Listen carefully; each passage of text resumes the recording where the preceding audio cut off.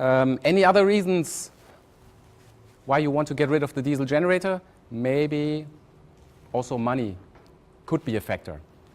So let's have a quick look at a very simple financial calculation.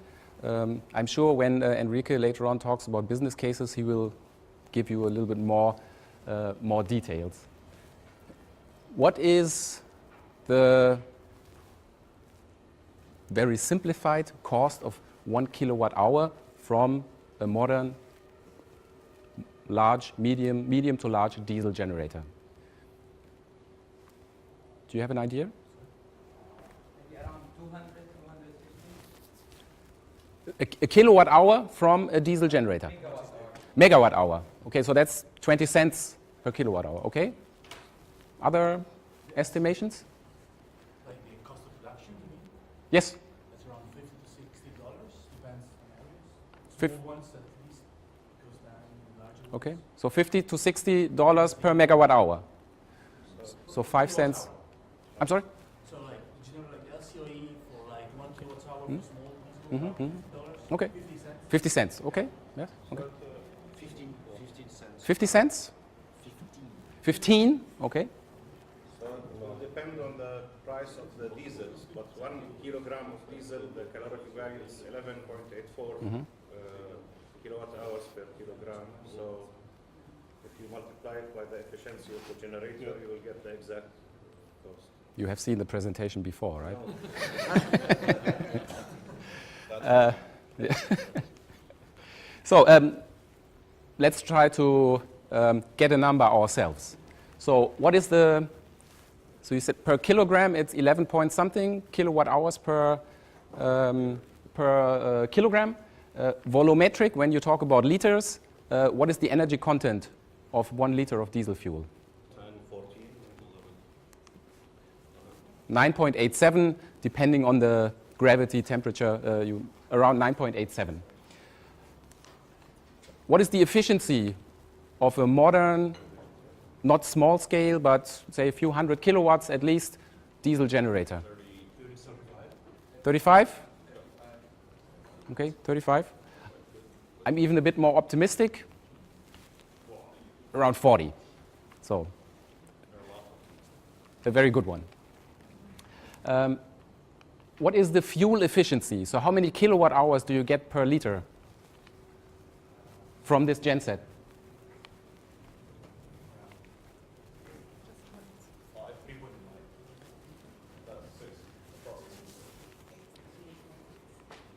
How would you calculate it? Depends on the size. I will support you. No, it's so 9.87 times 40%, right? And then you end up with around 4 kilowatt hours. For every liter of fuel you put in the tank and you burn, you get around 4 kilowatt hours electricity out of the generator. There's another fuel efficiency, which is basically the inverted value. So when you think about not kilowatt hours per liter, but liters per kilowatt hour, what would be the value? 0.25. Too quick. So if this is diesel fuel, so this is 1 kilowatt hour. Put this in your tank and you get 1 kilowatt hour of electricity out of the generator. In case there weren't any drinks, so I gave you a little picture. Okay, so very simplified, only fuel, no LCOE, so no cost of money, very simplified. If fuel costs you $1 per liter, the cost would be, for every kilowatt hour, 25 cents for every kilowatt hour. Only fuel cost. Very. Add maintenance, some investment, so it will be higher in the end, right? But this is a very simple assumption. So when we think about PV, let's say large-scale PV installations, how low do we go currently with the prices for a kilowatt hour?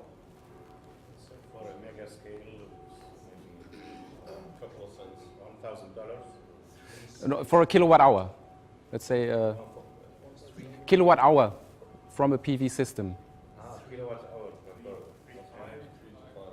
Yeah, I don't like these 3 cent numbers because there are a lot of assumptions. 7, 8, 10 cents maybe. So let's say you hear numbers as low as $3. So we can compete, right? And yes, investment costs on top, of course. So is it any other reasons besides money? Transportation of diesel, which is important in some areas. Adds to the cost, adds complexity, but we should also not forget about noise, fine particles emitted, and for every liter of diesel I burn, I emit around 2.6 kilograms of CO2. I try to find an analogy, an image for 2.6 kilograms.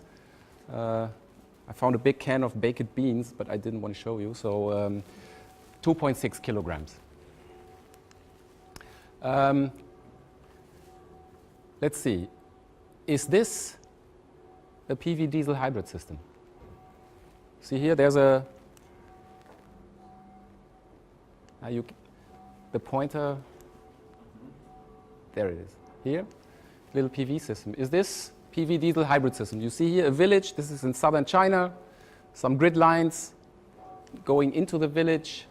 So what you saw on the map in the presentation before, is this a PV diesel hybrid system?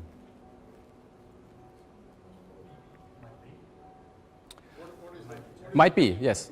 It is not. In this case here, this is only PV and a battery. So you have some PV plant here inside a battery. This is not a hybrid system. It's only PV and battery. How about, thanks to Enrique for the picture. What is this? Is this a PV diesel hybrid system?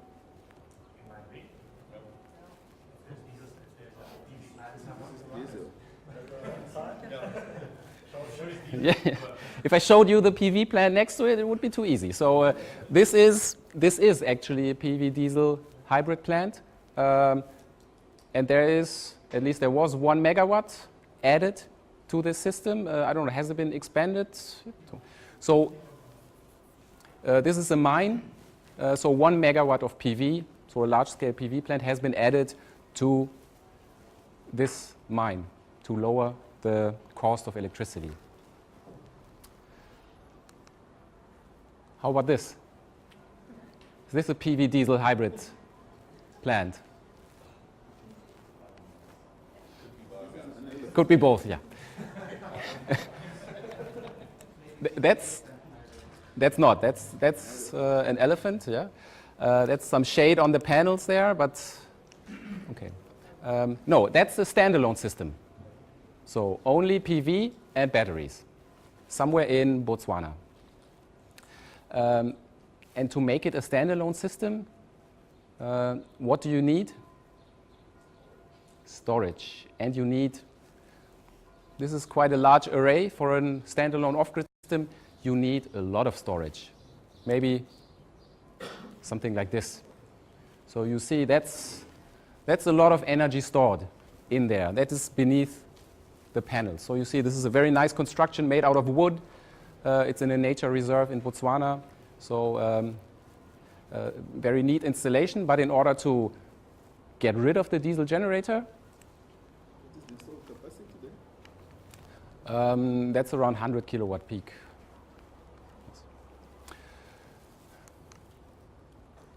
Now this cannot be PV diesel hybrid system, right? This must be only PV, right?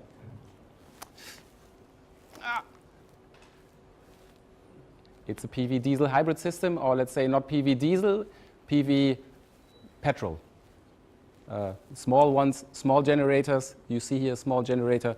It's a petrol generator.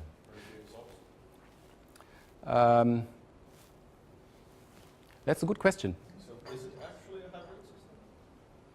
This is a hybrid system because you have panels, you have storage, and this generator is only turned on. So this is in South Africa.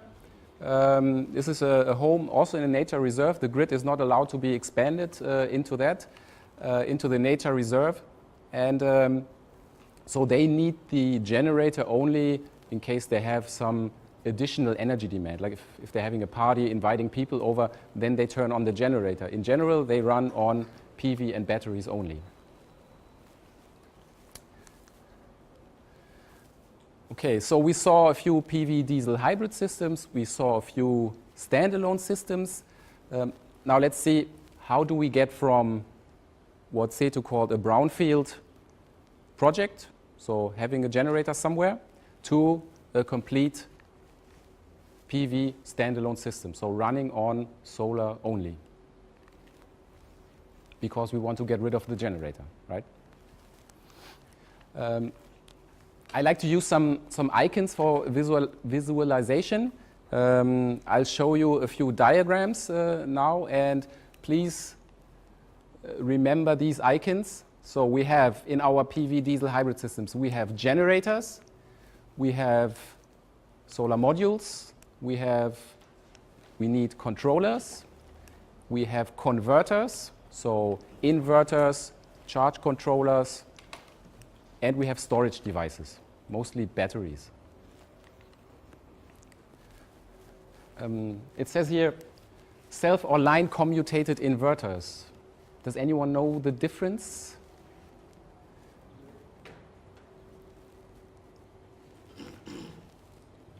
A line commutated inverter is what we have in a regular grid-tied installation. You have panels, you have a line commutated inverter or grid-tied inverter that synchronizes, connects to the grid, and feeds energy into the grid.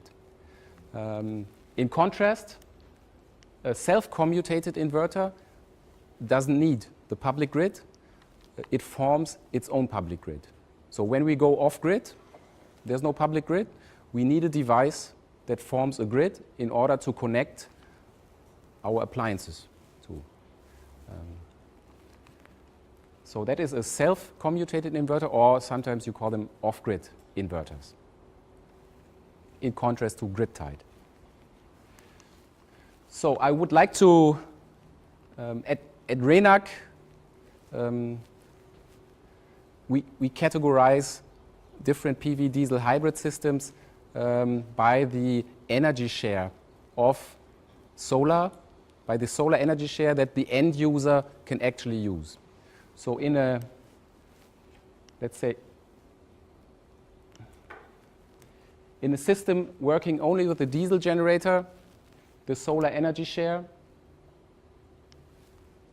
is 0. In a system without a generator working only on solar, the solar energy share at the end user point of connection is 100%. There's no other source of energy. Now we will now move from left to right in this diagram, and when moving from left to right, we increase our solar energy share from 0 to 100%, and the more we go right and move up here, the more, of course, we increase our fuel and emission savings. When we've reached 100% solar, no more emissions, no more fuel consumption. One thing, I would like to add one more line here, and the device that is on top of this line is the grid former. So you always, in an electricity, if you want to distribute electricity, you always need at least one grid forming device. In the diesel case, it's the diesel generator, no other option. Now let's start saving some fuel and emissions and move from left to right. First thing we can do is add some panels. and a grid-tied inverter. That is nothing else than a regular grid-connected system. No special devices, no special controllers. You have a diesel grid, a grid powered by the diesel. You look at it as a regular grid. You add a grid-connected system, feed in. For every kilowatt hour you produce with your PV system, you displace a certain amount of fuel. You will need a controller. If you start small, you don't need a controller. But, and this is why we're here on the very left side, you are limited. Maybe your fuel savings can reach 5%. So not a lot. So we want to move further right, save more fuel. So Fadi, as you said, we need a control then. So first of all, what we need if we want to move from left to right, so higher solar energy share, of course we need more panels. And here we added a device, a hybrid controller. What does the hybrid controller do? Prevents bad current to the generator. So if we want to save more fuel, add more panels, there might be times during the day where we produce more power with our PV plant than we're actually in that moment are using. So let's say our plant produces 500 kilowatts, our demand is 400 kilowatts, so we have 100 extra kilowatts we cannot use. What would happen to those 100 kilowatts? Any storage integrated already? No, not yet. Overload the network, most probably. Yeah, it will destabilize the network and it will be reverse fed into the genset, which in best case it will just, there's a protection and it will cut off, it will disconnect from the grid, but then you have a blackout. So this is something you don't want to happen on a regular basis, so you need this controller actually telling the PV plant, okay, you could produce more, but maybe derate a little bit to keep all the system parameters and the diesel generator in a safe, within safe operational parameters. Also, the generator need to have a minimum load. It has Yes, to run at that is part of these safety precautions. Okay. If we want to save more fuel, you said it already, what might be added now? Storage. Yes. So if we want to go further, again, as always, we need more panels. We need to produce more kilowatt hours. And now if we want to move, let's say, up to the 40, 45, 50% range, we can start including some storage, mostly to level out fluctuations from the PV power plant. This is also something I'm sure Enrique can tell you more about from actual systems in the field, how that might look like.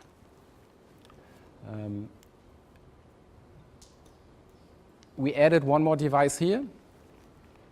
This is for taking care of the battery, charging, discharging the battery. By the way, it's hard to read. Here it says LC, here it says LC, LC, LC, all line commutated devices.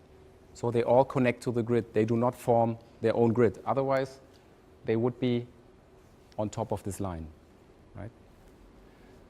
So now we have storage installed. Can we turn off the generator to save fuel?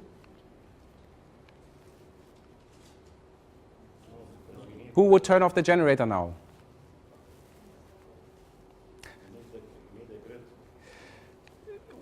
Yes. what happens if you turn off the generator now? Do we have a grid forming device? So do we have a grid? Do we have electricity? No. So even though, so people say, oh, I need storage in order to turn off the generator, is only partially true. So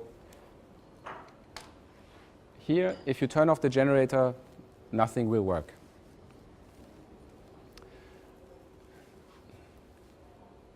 But we are not at the end of the scale, so a few more opportunities to try to switch off the generator. Let's see, what is the next one? We move further. We want to increase our solar share, increase our fuel savings. So we add, as usual, more panels and more batteries. And we add a different device, or let's say we exchange a device. On top here, now we have, there's an SC here, we have an off-grid inverter in the system. So self-commutated inverter, a device that is able to form a grid. Can we now switch off the generator? Yep. Yes. We can switch off the generator, and the off-grid inverter takes over, forms the grid, and our regular grid-tied devices, the inverters, can feed into this grid, and people can draw energy from this grid. Here, with this type of system, maybe up to 60-70% solar energy share is possible. If we want to go higher, same picture, more panels, more batteries, same devices, but what has changed? Auxiliary generator, smaller generator. Easier is the backup now. Yes, the order has changed here. So now our off-grid inverter is the primary device, and our generator is only used as a backup. So mostly the system will run on solar in times, let's say, bad weather conditions, rainy season. The generator can take over, but the main function of the generator now is to recharge the batteries in case they run low.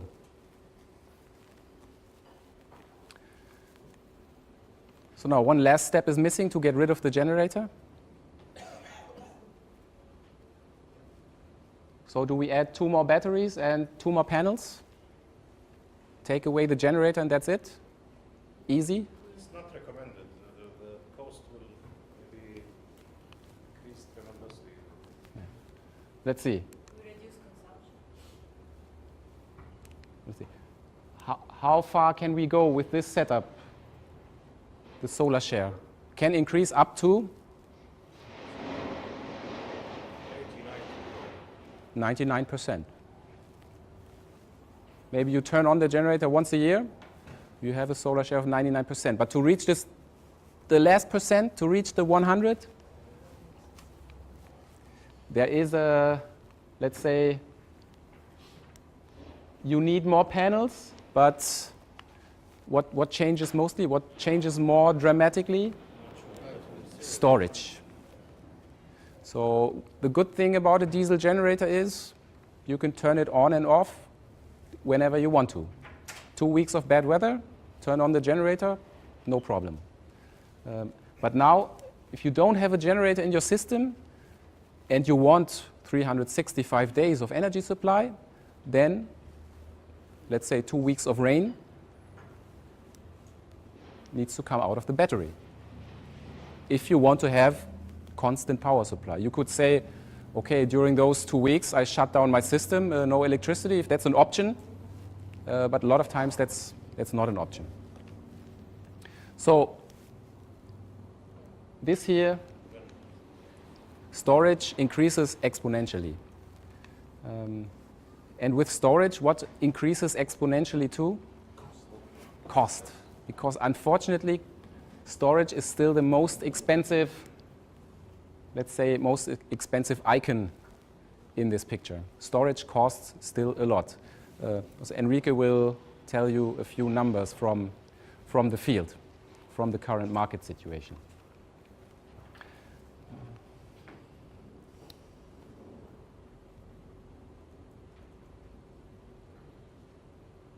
Okay. So when it comes to actual installed systems, what do you think? Which are the largest systems, kilowatt peak wise, that are installed, actually installed in the field? Is it, let's say, a regular grid feed-in system in a diesel-powered grid with controller, without controller? Is it standalone solar or with a backup generator? When it comes to kilowatt peak installed, Second category. Mhm. Maybe the second. Second category? Fuel saver. Okay. Anyone has a different opinion? First one?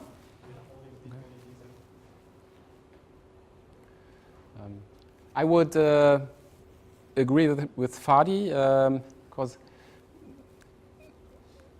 people do not want to include storage because it's expensive, but people want to integrate as much PV as possible. So, and they want to have safety and security. So what they install is a lot of panels and a controller. So these are the, if you look at megawatt plants, PV diesel hybrid megawatt plants, this is usually what you see. Now with storage prices coming down more and more, this category is also added more. So to these megawatt plants, a lot of developers are also adding storage now to increase the solar share in the grid because cost is low. And this is a bit misleading in this diagram. When we see this, standalone systems are usually very small. So you saw the solar home systems in Setu's presentation before, starting from a few watts to a few hundred watts. This picture from this nature reserve with the elephant is really an exception. Here, SMA Academy, I think it's completely off. That doesn't need to be a business case. Right? Okay, in order to categorize these different systems, we gave them numbers. So genset only system gets a 0, standalone 3, then PV diesel hybrid without storage is 1, 1A without controller, 1B with controller, and then here with storage you have here 2A, 2B, and the backup system is 2C. So to differentiate a little bit. And this is also, you know, when people talk about mini grids or PV diesel hybrid systems, and this is why I'm showing you this, usually people talk about two different things. So Setu is talking about a mini grid. Maybe, I don't know what he's talking about. Is he talking about this? That's a mini grid. Is he talking about this? It's also a mini grid, but component-wise, from the functionality, from investment cost, very different things. So a mini grid is not a mini grid. And a PV diesel hybrid system is not a PV diesel hybrid system. And there are mini grids, there are micro grids, there are nano grids. Nobody has a definition for it. Some people are trying. So it's very fuzzy. So when you hear about mini grids or PV diesel hybrid systems, make sure you and your counterpart are talking about the same thing. Otherwise, you'll talk for an hour, and in the end, you find out we have been talking about something completely different. Okay, let's try your new knowledge. This is our system here. We have panels, a grid-tied inverter, an off-grid inverter, storage, and a generator. Which category is this system?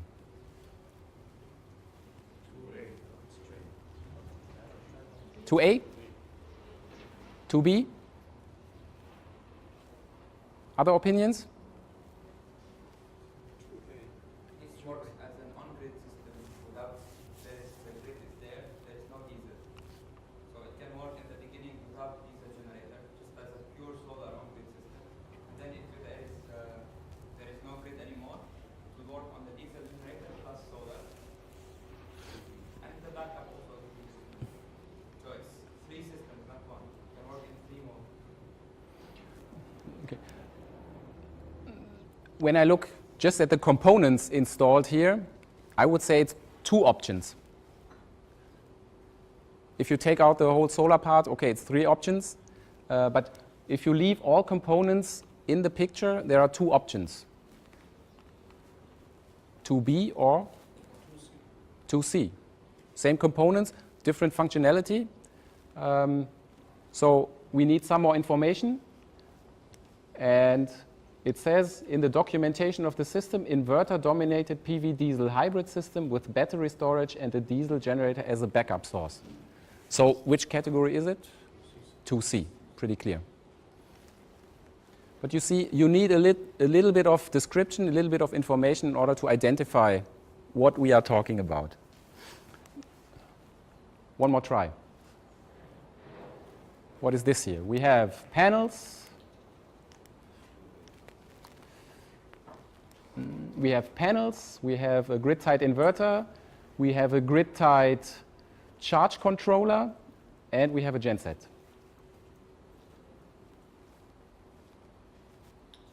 I need more information. I'm sorry? 3? 2A, yes. 2A, only one option, 2A.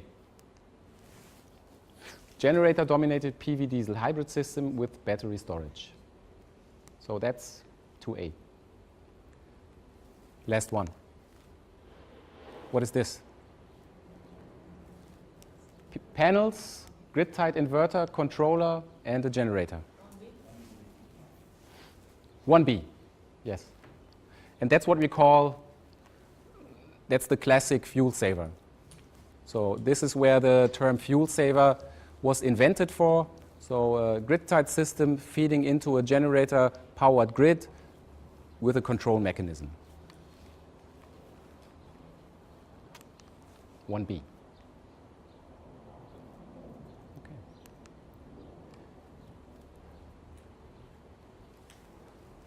This here is a little category matrix, just telling you the same thing in a different format.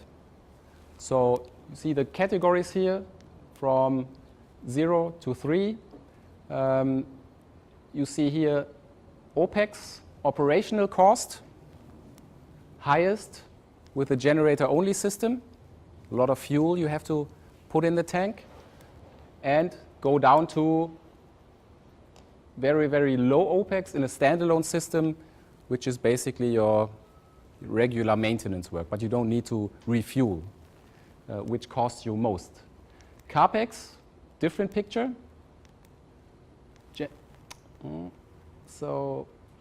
Okay. 0 CAPEX for a diesel generator, usually pretty low. For a, let's say, 2C system, high. For a standalone system, and this is why let's say it's expanded a little bit over the 100%. So depending where you are, if you have high seasonal changes and still want to be standalone, a battery size and cost will explode, more or less.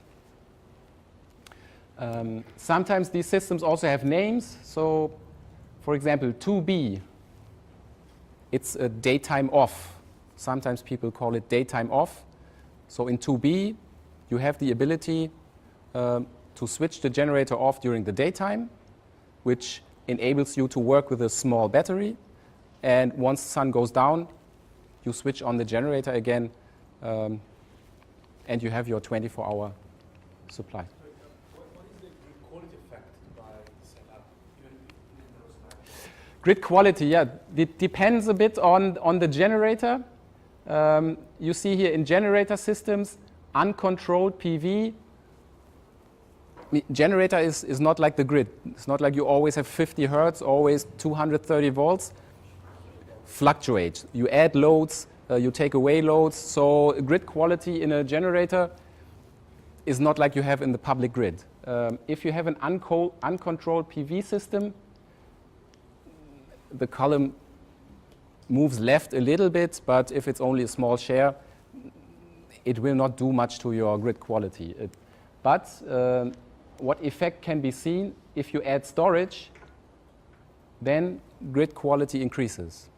And it's best, for example, it's best in a standalone system because electronics are really much faster in controlling the grid parameters, much faster than a diesel generator.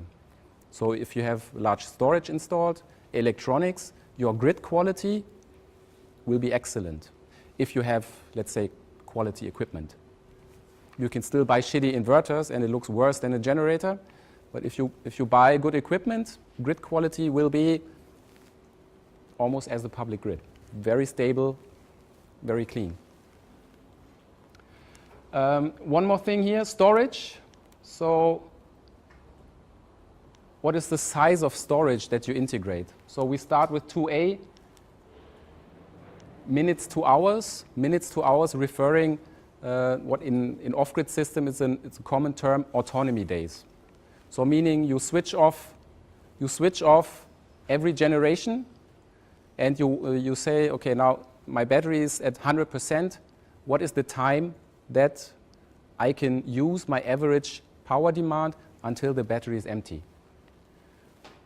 So in 2A systems, it's a small battery. So if I would switch off the genset, or I cannot because I don't have a grid former. But here in the storage, minutes to hours of the average power or energy demand are stored in the battery. If I want to reach higher solar shares, it goes from hours maybe to a day. If I want to turn off my genset and only use it as a backup, it's maybe a bit more than a day, up to a few days, maybe up to 2 days. And in standalone, it's definitely days. Depending on where you are, 2.5 to 6, 7, 8 days. If you do it here, you maybe end up with 6, 7, 8 days that you need to store in your battery in order to have a constant supply.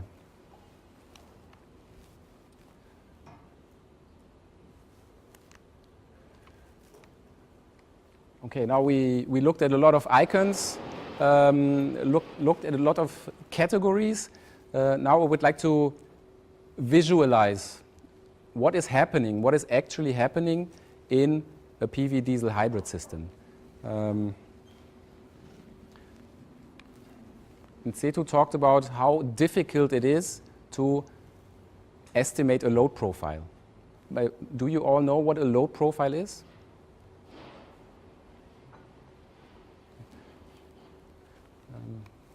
So I said, I'm working here with a brown field, so actually a load profile can be measured. So you go to the generator or to your main meter, you connect a device like this, you put some clamps around the wires, you add these clamps to the also to measure the voltage, and you can measure a load profile because it's an existing system. And here's just a sample load profile. It's not a small load. So what we see here on the vertical axis, power values. On the horizontal axis, this is one sample day from midnight to midnight. We have a peak load of around 1,000 kilowatts, so 1 megawatt. And the area under this curve is our energy demand, which is 17 megawatt hours or 17,000 kilowatt hours.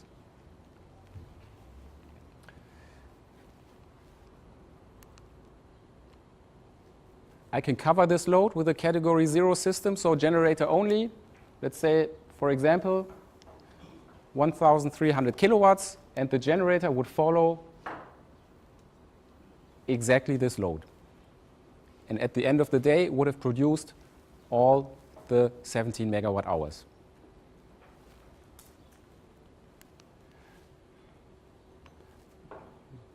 I start with category 1B, so we have a little bit more solar. Let's have a category 1B system, add 800 kilowatts of PV to this system. So this would be our, on this particular day, not a bad day, this would be our potential. Now, can we make use of all this potential?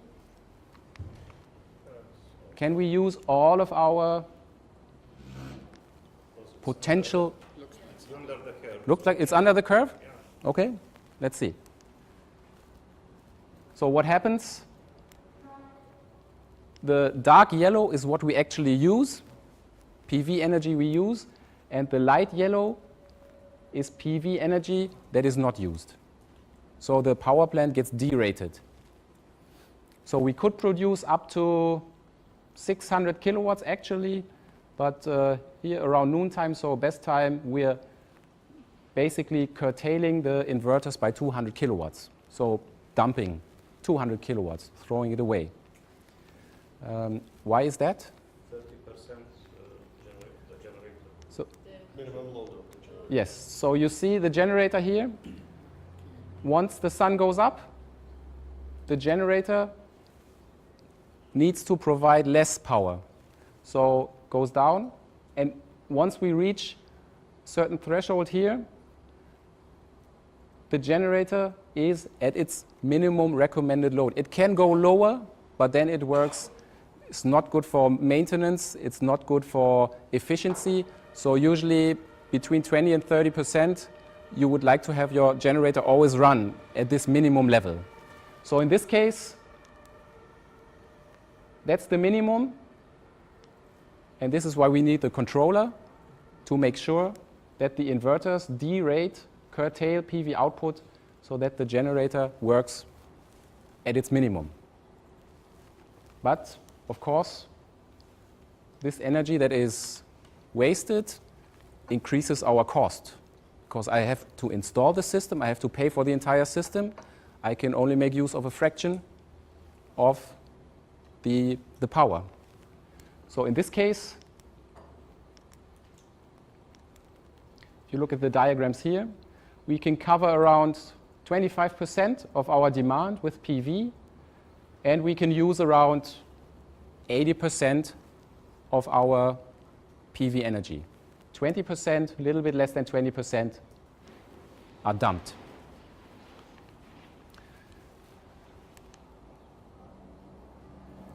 This is actually because a little bit more information is coming and we need a bit more space on the vertical scales. This is the same picture as before, just on a different scale. So the scale, you see here at 1,000 ends at 0.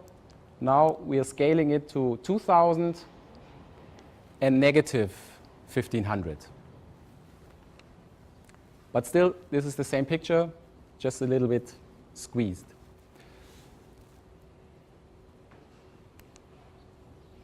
By the way,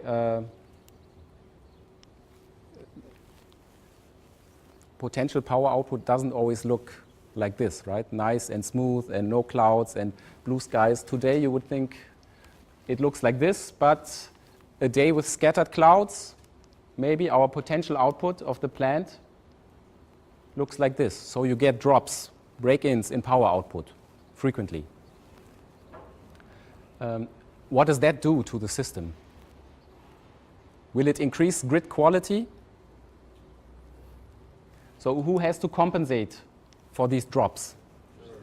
The generator. So now if you look at what the generator does, you see it's not so smooth anymore. You can still see the minimum here. But for every drop, for every cloud, it needs to increase its power output. It needs to take over, right? So it's heavy duty on the generator. Right? So what is the solution? Add some storage. And let's see what happens if we add storage. Sorry. Expand it a little bit. So you see here, our generator now is working constant, and I have to apologize. My little simple simulation algorithm is not 100% perfect, so these spikes are, let's say, bugs in the software. So just imagine it's a constant line.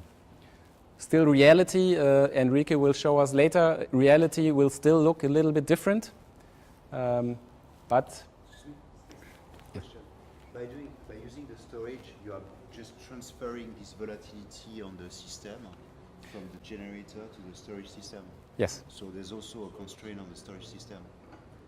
Yeah. You know, it's just transferring that volatility from the Yes. generator to. But a storage system basically is faster in its response than the generator, and it can adapt to these load changes without having such a negative effect on grid quality.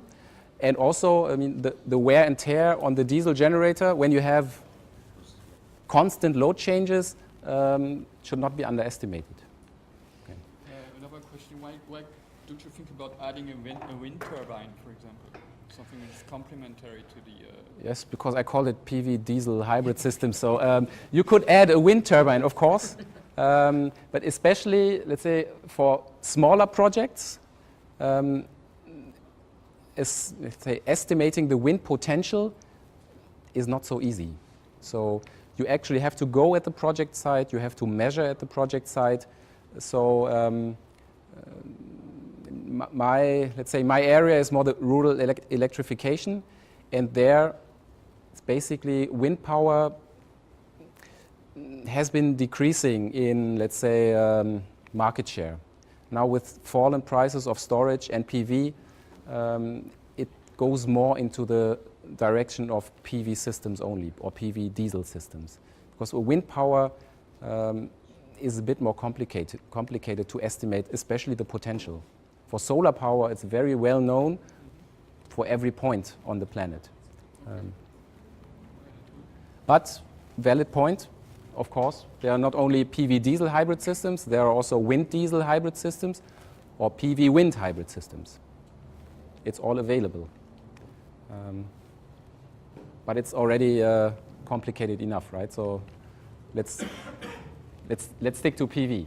So what is the additional things that we can see here? So you see the generator now runs more smoothly, and what happens to the battery? The battery, we added here an axis, state of charge of the battery. So 0, completely empty, 100%, battery is full. This is the state of charge. So during the night, we do not make use of the battery, we just disconnect it from the system. Only when a certain threshold of PV output is reached, then we turn on the battery and have it take over all those fluctuations. And you see everything that is on top here is discharging power, so you discharge the battery. Below here is charging power. Do you know why the error is happening, you mentioned? If I knew, I would have fixed it before, but I'm still investigating. Again, it's a very simple model, so I mean, is it software or is it Excel-based or spreadsheet-based? that's software. Yes. So if I find out, I'll let you know. I'll send you the right picture. So also something that is talking about what is correct and what is not correct should be, you start with a certain state of charge. In this case, you should end also with a similar state of charge. So discharging and charging power should be basically in balance another thing that is not 100% realistic here in this picture, especially in this picture. But these systems are, you know, it needs a lot of experience in simulating, and in a simple model, it's difficult to do. Because I understand that from a quality point of view, it makes sense to have batteries to deal with the grid balance, because it's much faster to balance. On an economic point of view, is it always the case? Because actually putting the genset under heavy duty to take care of the grid balance, it's true, it's slower, but to replace it over time might be cheaper than actually replacing batteries that are subjected to much more variability in terms of cycles of charge. So understand on a quality point of view, on an economic point of view, does it always make sense to have the battery instead of the genset to take care of variations? Maybe Enrique, will you talk about this in your business case scenarios? Yeah, well, actually the difference between the genset is substantially lower, because it's lower, so sometimes the quality, power quality in the site is acceptable, but these variations happen. So in reality, genset is still a very valid solution, and storage, despite of this declining in price in the last year, is still very expensive. So the business case for storage is still limited in many locations, depending on the diesel price. I can show you later the project like this one, we can discuss that, as well as with the business requirements. Okay, thank you. What I forgot to say is, of course, with increasing solar share or with increasing numbers here, we also add more PV. Now we are at 1200 kilowatt peak, 6 hours of storage autonomy. So 6 hours of this average load is stored in the battery. Let's go to 2B, which we call the daytime off system. Now we add more PV, 1500 kilowatt peak, 24 hours of battery autonomy. And what we can do now, and what you see here is, at night, generator takes over, and then once the sun goes up and our PV plant produces power, at this point, maybe 6:30, genset is turned off. And you see for the rest of the day, battery here is discharged, takes over the entire load. At noon, everything here that we would usually dump if we didn't have storage is now charged into the battery. And when the sun goes down at 6 o'clock, you switch off the off-grid inverter, you switch off the battery, disconnect it from the system, and the generator takes over the complete load during the night.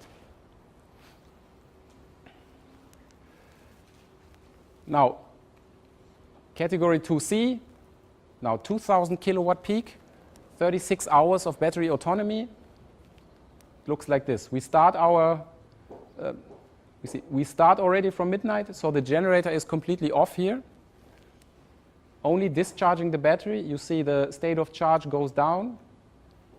Once we have excess energy from our PV system, battery is charged, state of charge goes up, and at night we take out energy from our storage again to cover our load, state of charge goes down. So in this case, it's a 2C system with a day where the generator is not needed, stays off. If the next day is a cloudy day, you see, this is a pretty sunny day. We start at around 80% state of charge, and we end the day at around 60%. So if the next day would be a bad day, might happen that the next night we need to turn on the generator to recharge the battery. Okay, now we almost got rid of our generator. It's still there. It's not in the picture. Now, if we really want to get rid of our generator, let's try 3 megawatts and 72 hours of autonomy, 3 days. So I need to store in my battery 3 days or 3 times this load profile, 3 times the 17 megawatt hours. What happens here? You see, you start again with 80%, and of course we have larger storage. at the end of the day, or we have larger storage and more PV, at the end of the day, we don't end up at 55 or 60%, 75% state of charge. And you see a lot more is charged into the battery. So this is how you get rid of your generator and how it looks in reality. By the way, I was always a bit pessimistic with all the clouds here. A day like this would look a little bit simpler. So a very nice profile, constant charging of the battery here, state of charge until morning goes down, goes up, and at night goes down again. So this is what a very nice and sunny day would look like in this system. And you know, you end your day almost at the same state of charge where you started it. But in this case, it's no diesel, right? Hmm? There's no diesel. No diesel. Okay. Completely standalone. This is why we need 72 hours of batteries and 3 megawatts or even more. It's not a detailed, wasn't a detailed design.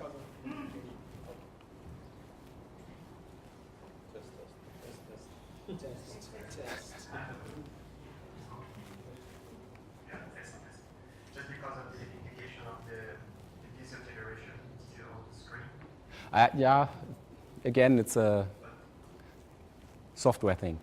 Just in the diagram, it's shown as 0, but it's not there. Okay. Thank you. And now, a lot of technical diagrams, a lot of charts. Let's put it back to reality again. What is 17 megawatt hours? What is this load profile? The energy below this load profile, 17 megawatt hours. Is that a lot? Do you have a... Sorry, again, what's the question? The 17 megawatt hours, that is our load, our energy demand on this day. Do you have an analogy for it? Can you imagine what 17 megawatt hours are, or is it completely... 500 European households. 500 European households? Okay. It's around 1,500 average German 4-person households. If these would be powered not by our standalone system, but by a diesel generator only, a good one. So one day, 1,500 average German 4-person households. You see here, this is the man here. That's 22 cubic meters, 22,000 liters of diesel fuel. This would be the fuel consumption to cover one day for 1,500 households. So this bus allows this 1,500 average German 4-person household. So 5 days, right? Microphone. 6 days, 1 week. One day. So Yes, the that's that's around 5 days. Yes. And we talked about 72 hours autonomy, right? So 3 days. So when it comes to diesel fuel, 3 days of autonomy is just 3 times this square, right? So a little bit more than half of this tanker. But now we wanted to, yes, please? What is, if you think about sharing storage, this is a village, right? If you have a couple of villages, how about sharing the storage for different, is that something you would think about? You could think about it, it's a good question, but at the moment it's difficult to answer. So maybe later on we can talk about this. At the moment here, I want to keep it simple: one system, one storage, to look at the dimensions, to get a feeling for the dimensions. So 72 hours of autonomy, that's this part of the truck here. Now we want to get rid of our diesel generator. We want to add PV and storage.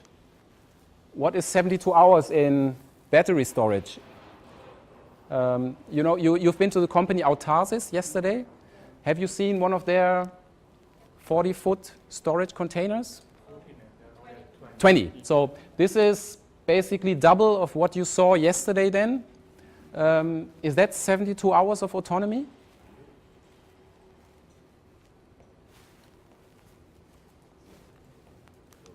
Not quite.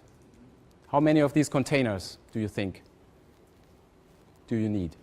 What was the I don't remember. Maybe 6, 7.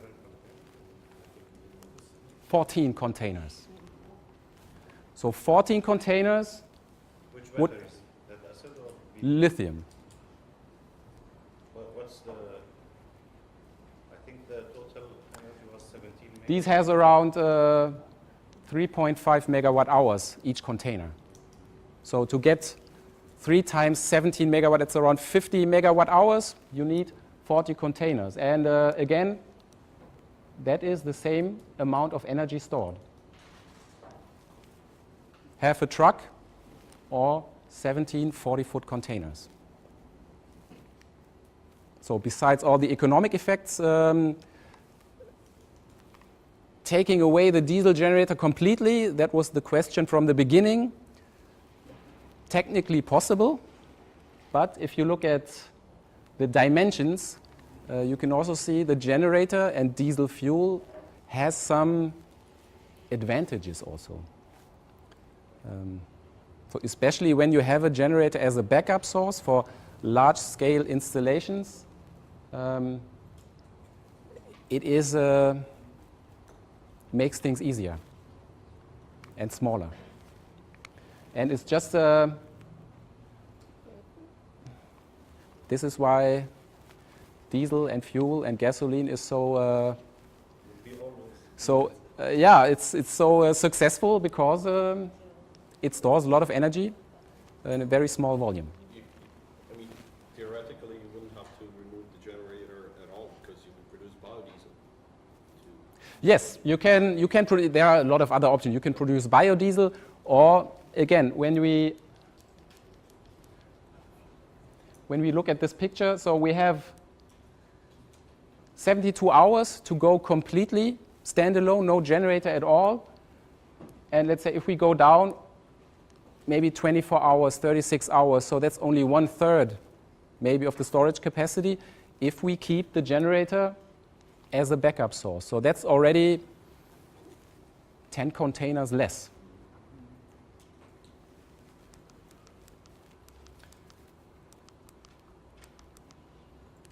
But, so you remember the picture from the beginning, this elephant, completely standalone, so, and the huge storage, that was a lead-acid battery, so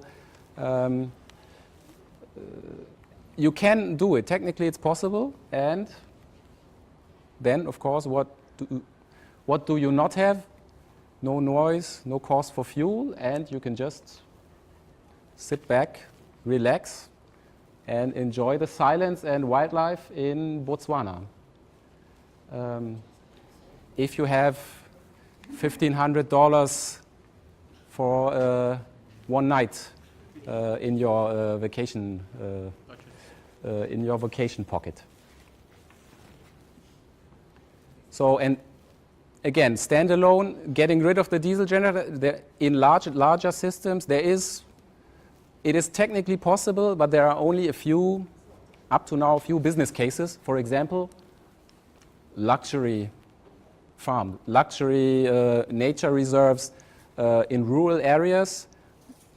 That's a business case, but then it costs $1,500 per night. So if you go somewhere for 50, it's probably, they still rely on diesel mostly.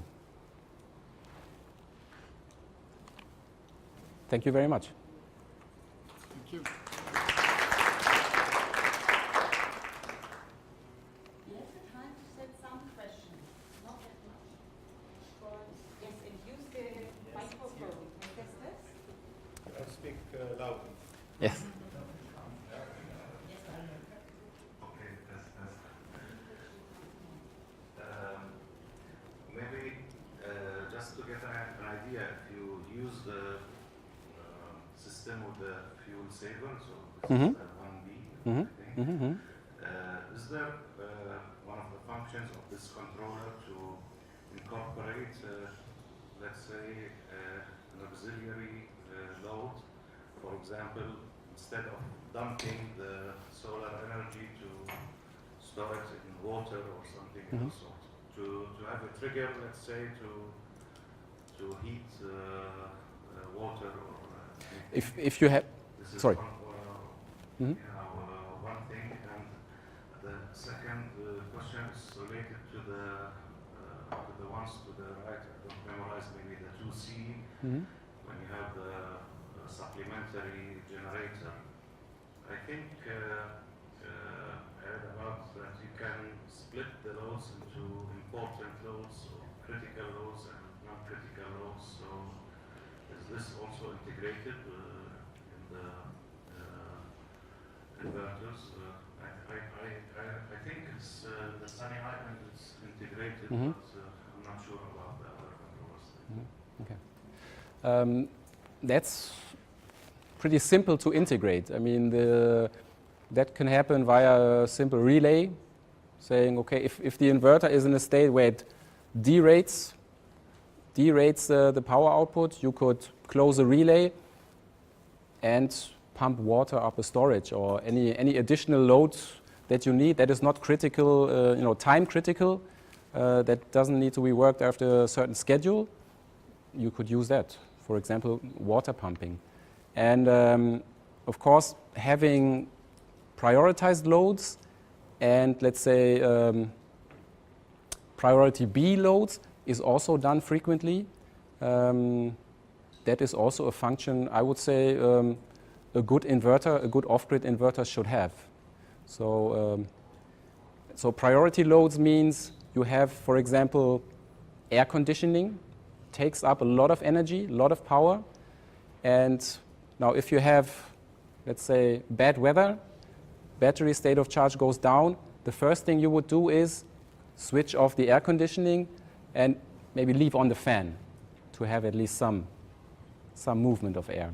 That is, again, that's another relay. But then you have to hardwire. You need 2 circuits wired. So the AC cannot be on the same circuit as the fan, for example, or the light. So the light you would probably turn off last, AC first. So that needs different wiring. So, and that is sometimes, that's a bit of an effort. So the fuel saver, how would it control how would it reduce the output of the plant? So It would reduce the size of battery needed. No. I mean, when the PV production, solar PV production exceeds the load or the limits of the generator. So what is the command that the fuel saver controller gives to the PV plant or the inverter to reduce its power? How is it done? Engineering question. So it's basically in the inverter, if you want to know it exactly, the inverter changes its impedance. Usually for a grid-tied inverter, you want to always work on the maximum power point. So if you have 1,000 kilowatts of potential in your maximum power point, the inverter or the MPP tracker in the inverter tries to be exactly on the, remember the IV curve from your on-campus time? Always tries to be at the maximum power point. But for this tracker, if it needs less power than available, it will just shift the operating point away from the maximum power point and will reduce its power output.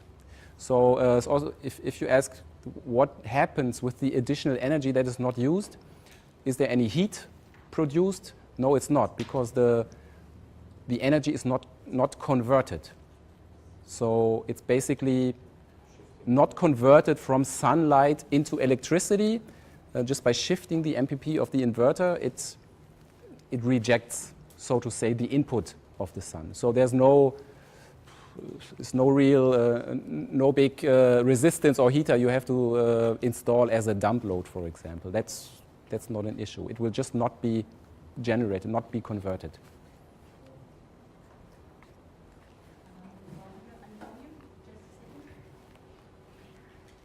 No.